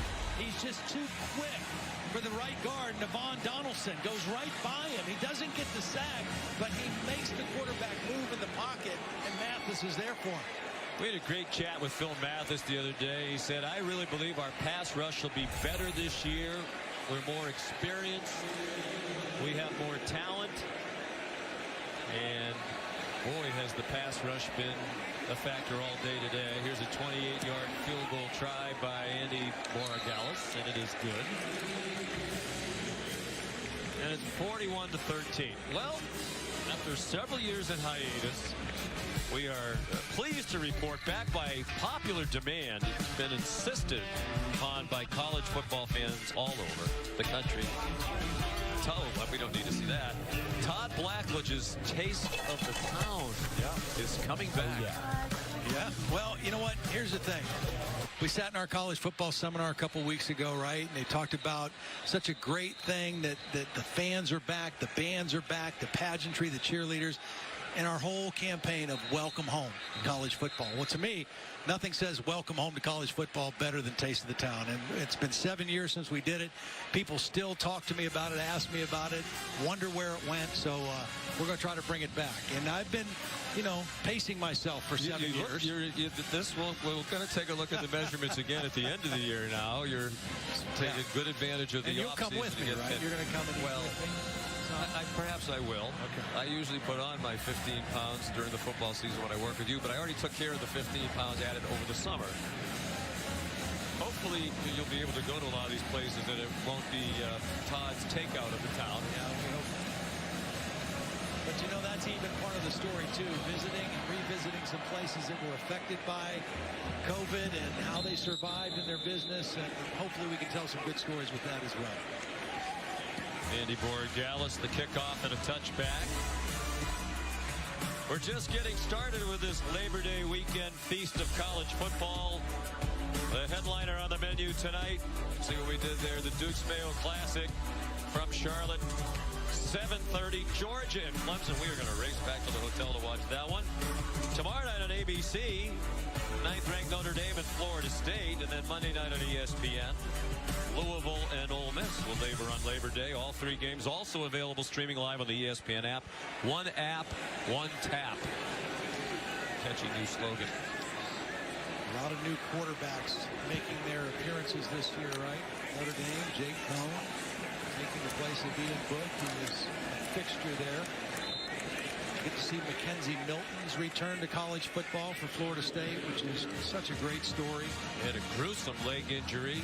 He was starring at UCF. Jace McClellan, the ball carrier. That could be the last members, reinforcing Chick-fil-A's long-standing commitment to education, helping team members achieve their academic dreams. Congratulations to all. What a great initiative to talk about the good folks at Chick-fil-A. Jace McClellan to the 30-yard line. Those team members, when you go to a Chick-fil-A, they are unfairly polite, yes, and remarkably well trained. Yes. And the amazing thing to me is everyone I've ever been to. Part of the reason why I'm so excited to see this giant bag of them out here in our booth is anytime you go by one, right, the traffic goes around the building. But they are so efficient in getting you through there and getting the orders. It's unbelievable. Quite a system. Oh, it's true. We'd like to announce that Chick-fil-A has renewed its sponsorship with ESPN going forward. Thank you, Todd Blackledge. Jace McClellan is stacked up, but it looks like he might have the first down. Opening minute of the fourth quarter. Bryce Young still in there, but we believe we might see Paul Tyson at some point, who is the backup quarterback.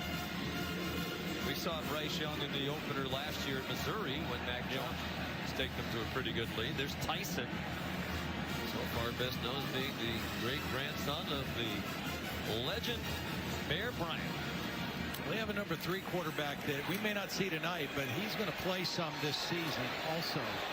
Trayshawn Holden taken down by DJ Ivey. He has a first down. Holden had a chance early to have his first career catch and dropped it. He hangs on that time. Good for a 12-yard gain. It is his first career catch. Georgia and Clemson coming up next on ABC. Two teams that very much have a chance to be in the college football playoff picture, the conference championship picture. Outstanding rosters. Trey Sanders out of bounds. Z crossed midfield. Here's Kevin Nagandi. Sean, time now for our celebration moment, brought to you by Allstate. To Austin we go. Former Alabama OC Steve Sarkisian leading Texas. He has Bijan Robinson. Everyone's trendy pick Louisiana getting pounded by Bijan. Give it to him more. Longhorns up 21-6 against the Raging Cajuns early in the third. Back to you, Sean. Yeah, not an easy opener for Steve Sarkisian. I mean, that's a good football team, Louisiana. Well coached, Billy Napier, returning quarterback, a lot of starters. It's a team that beat Iowa State, and we knew how good they were. Made it to the Big 12 championship game. Beat them in the opener a year ago. So that's a pretty good start for Steve Sarkisian, the former Alabama offensive coordinator, in his first game. JoJo Earl, the catch and run, taken down by Al Blades.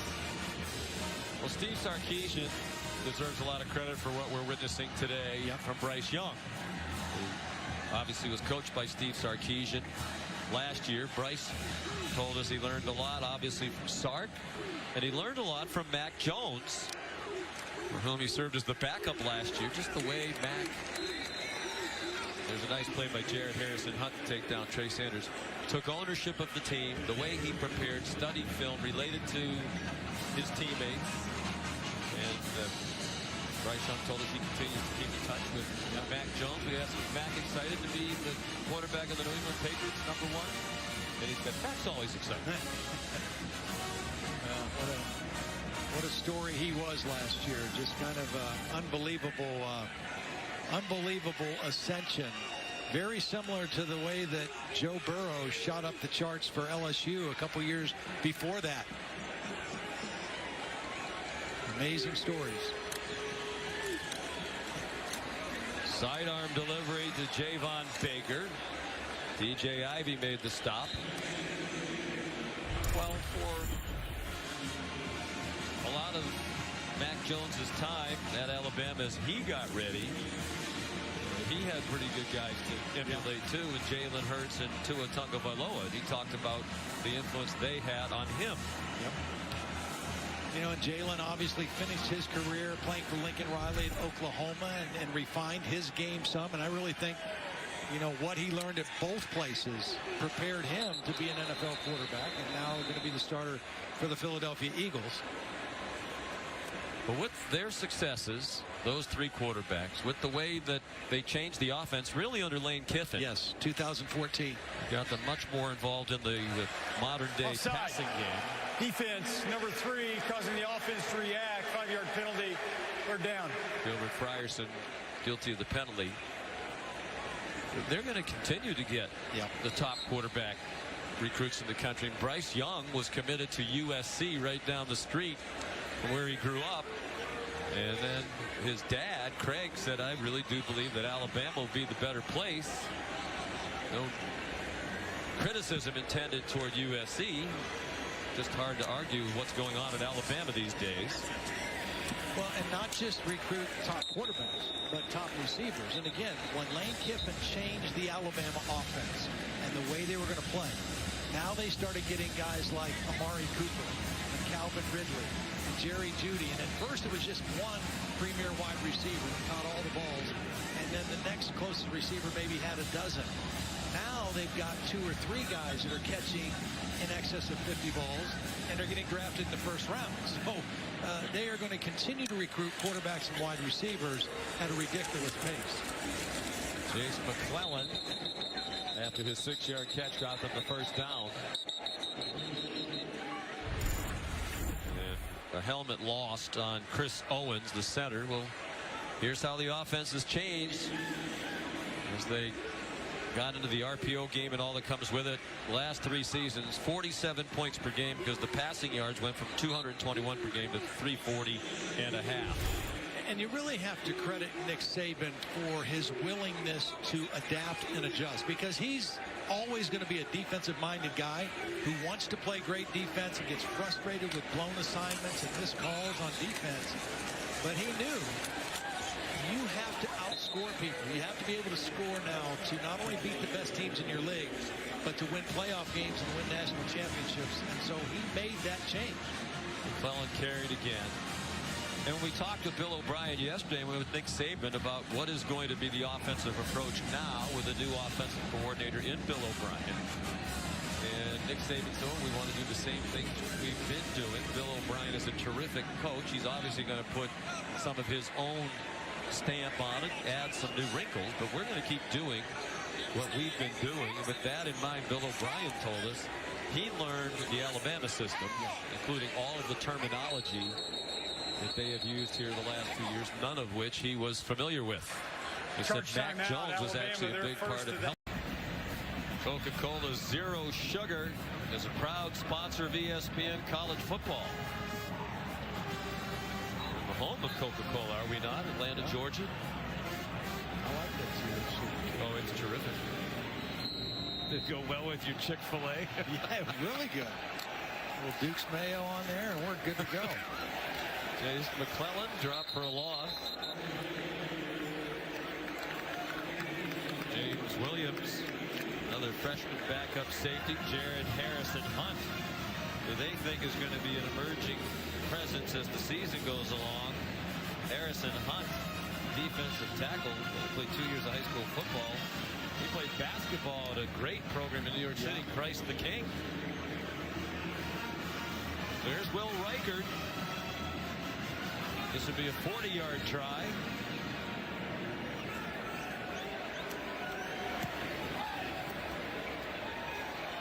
And it is good. And it's 44-13. Alabama on its way to victory on this opening weekend. 7:52 to go.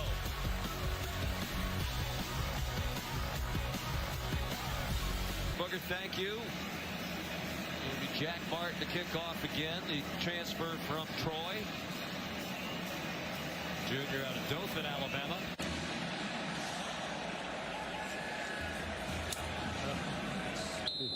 Out of bounds. It'll be an Alabama penalty. Let's check in on the field with Todd McShay. Yeah, watching Will Anderson tonight was a lot of fun. I think he's the best defensive player on a great defense. You see the ability to bend there, then his hand usage and just his effort, and then finally the ability to work from outside in and disrupt. He had 7 sacks a year ago. This year, I think you have double-digit sacks, and it doesn't matter as long as he's disrupting at the level that he is right now. It's going to be Nick Saban's best player on the defensive side. We spoke with Will the other day. He said at the beginning of last year he was playing a little safe. There's a pass over the middle, ricocheted and intercepted. Jalen Moody has it for Alabama. Jalen Moody with flags flying, probably for an illegal block on the return, goes out of bounds. Jalen Moody, the interception. Senior from Conway, South Carolina. And a backup player at Alabama. I think the interception's going to count. Then it looked like there was a penalty on the return. Well, a fairly clean pocket that time. There was some late pressure by Jamil Burroughs, number 98, but Todd was talking about the turnover, or about the sacks and the impact of Will Anderson. And the reality is, in 2015, when Alabama had 54 sacks, which is the most they've had, it goes hand in hand with creating takeaways, too.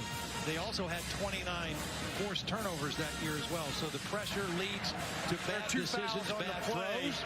Personal foul, illegal low block on the passing team, number 1. That penalty is declined.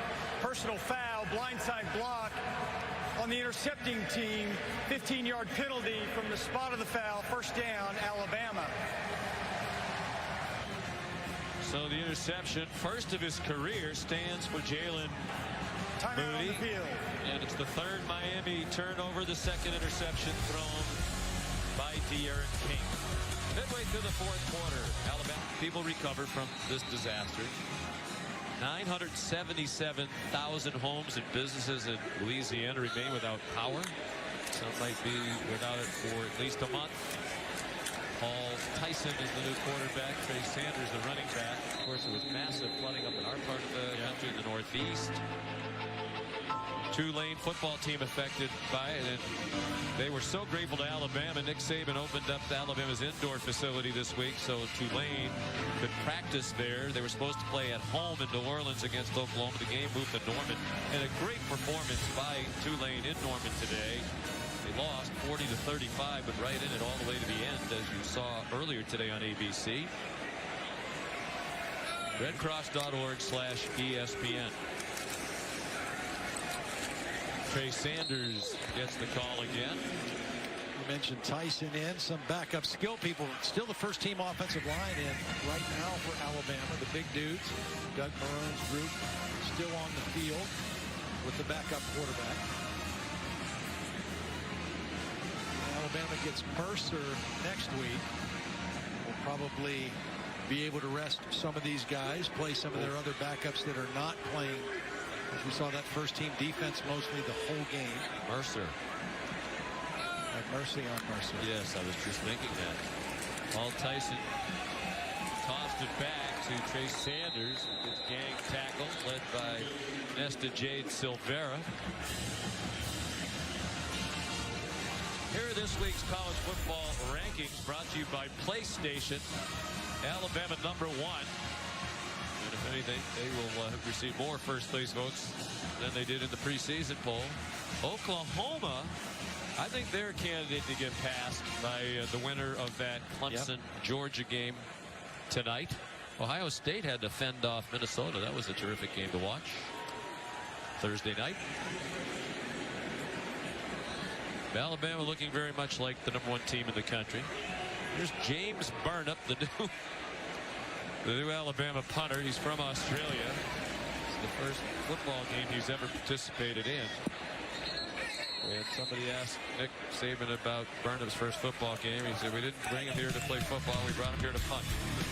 Timeout on the field. Just kick the ball, babe. Just kick the ball. Nick kind of cracked himself up. He did. He liked that one. 5:21 to go. Drop the mic, Nick. Very high on him. Got into 2 games last year, and he's still a freshman because they give you the extra year. For COVID, he played briefly against the Florida State in a one-sided win, in North Carolina in a one-sided loss. And they've got 2 young quarterbacks behind De'Aaron King, Jake Garcia, another freshman. And the good thing for both of them is they got a lot of reps in the spring because De'Aaron King was out of spring football, still rehabbing with his knee. So Van Dyke and Garcia got a lot of reps. Van Dyke with a little more experience, and he's the number 2 guy right now. There's Garcia. De'Aaron King finished 23 for 30 for 179, a touchdown to 2 interceptions. And a relentless Alabama pass rush, which sacked him 4 times. For the intended receiver, Will Mallory, it's incomplete. And it's a quick 3 and out for Tyler Van Dyke and the Miami offense. Afraid that Miami offensive line is still going to be a problem. Well, against a team like this, against the better teams on their schedule. Which is a good point because there aren't too many teams like this. No, there aren't. This is not be any. They're not going to face teams this strong on defense week in and week out in their league or any league. So this was the truest test, probably the best test they will have all season when it comes to that. Here's Lou Headley. Another excellent punt. Slade Bolden on the return. He's down to the 34. Flag down, 54-yard punt by Headley. He chose that number 94 he wears, by the way, because he's a big fan of The Rock, Dwayne Johnson, and that's the number he wore when he played for the Miami Hurricanes. How about those tattoos? There's not a lot of space left.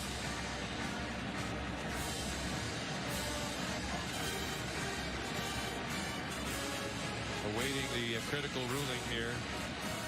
I made the point about not facing another team of this caliber. Clemson is not on Miami's schedule this year in the regular season. So this is clearly by far the best defensive front 7 that they're going to face all year. Boys, we got Clemson and Georgia coming up next. You all have a headset. Figure it out.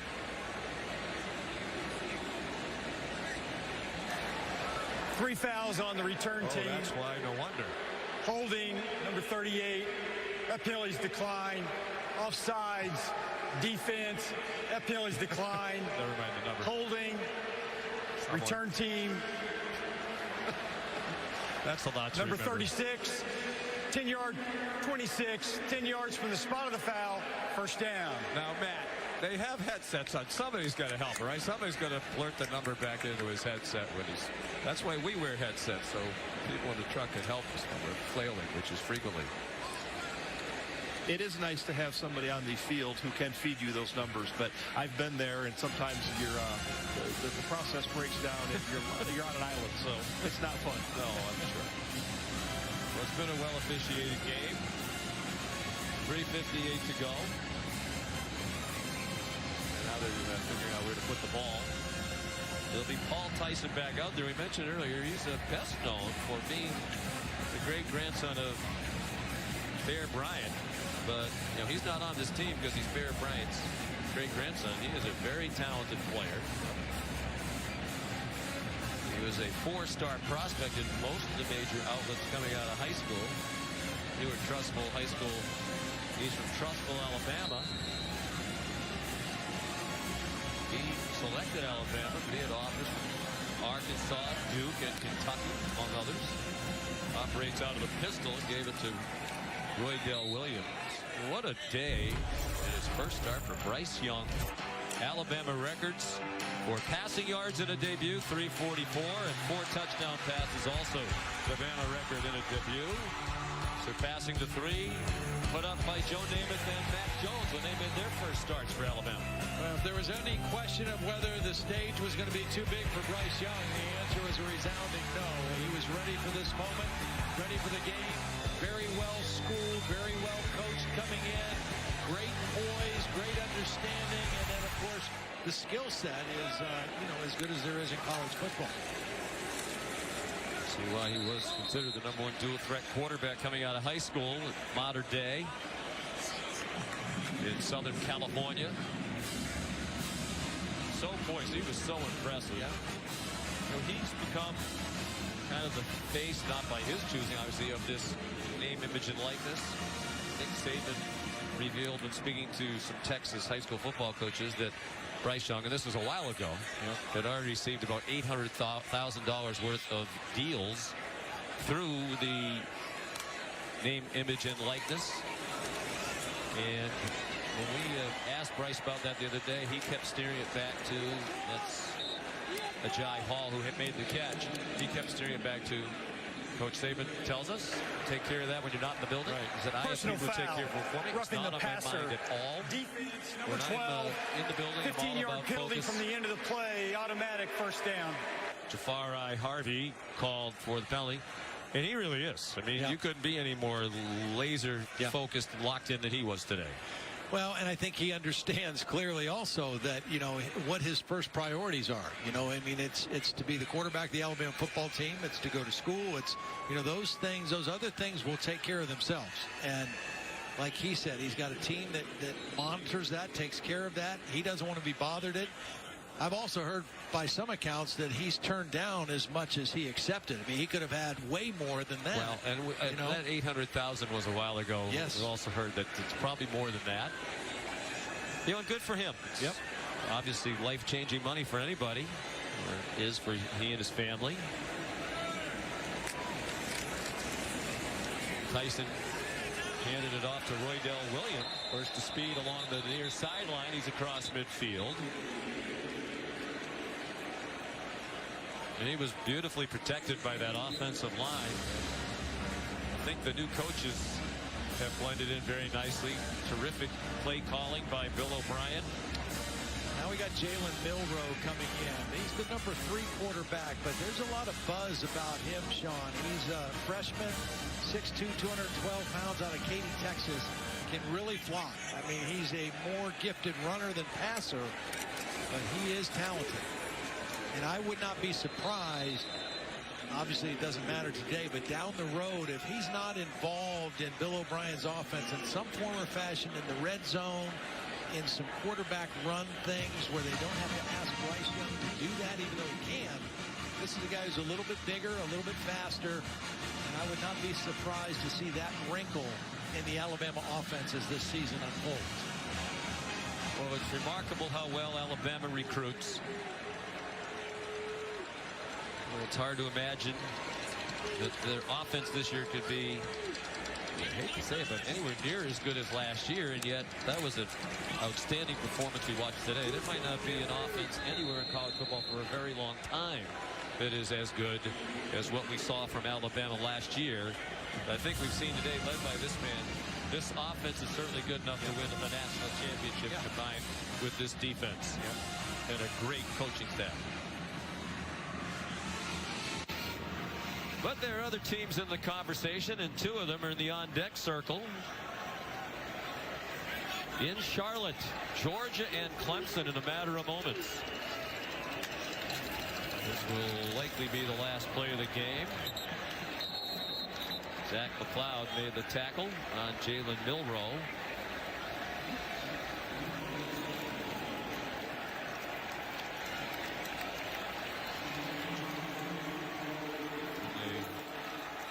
Turn it over on downs, so there will be one more snap at least. Alabama opens with 507 yards of total offense. Actually, now they just updated the monitor. 500 yards right on the button. 353 passing, 147 rushing. Young 27 out of 38 for 344, 4 touchdowns and no interception.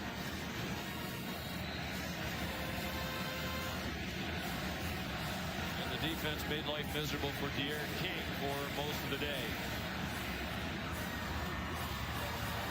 So it's Mercer next week, but then back into the fire at Florida on September 18th for Alabama.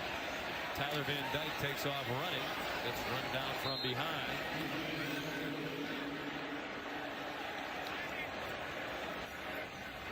Kendrick Blackshear made the tackle. And Tyler Van Dyke and Manny Diaz say that's enough. Nick Saban a winner. He's now 15-0 in openers at Alabama, and similar to years gone by, the average margin of victory in those other wins on opening day by 29 points. And today they win by 31.